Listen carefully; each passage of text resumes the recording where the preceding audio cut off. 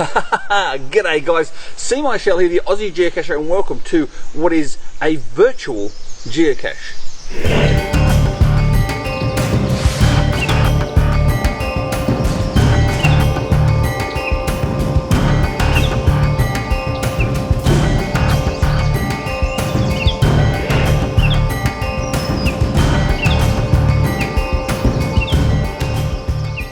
G'day guys, a virtual geocache. You might be saying to yourself, what is a virtual geocache? Well, it is a geocache that does not contain a container. It'll take you to a place or an adventure rather than an actual physical container. This one here talks about this particular sculpture and the significance it has with the Aboriginal people. Virtual geocaches do not have a logbook for you to sign. They are a virtual cache, but you do have some tasks to perform. They could be either from taking a photo.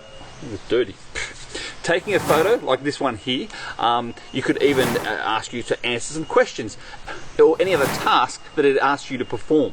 In either sense, a virtual geocache must be visited at the exact coordinate location in order for you to obtain that particular cache. No logging online. None of this.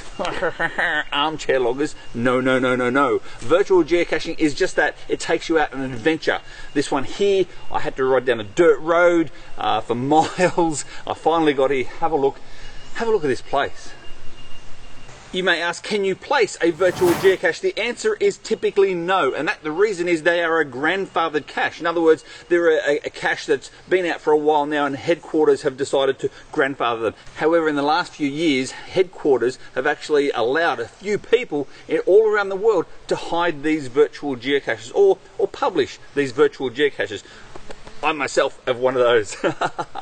Alright guys, thank you so much for watching. If you've liked this video, make sure you subscribe and click that little bell so you get notifications every single time I do a new video.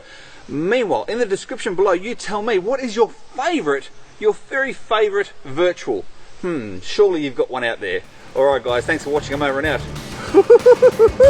Time to log this one right now.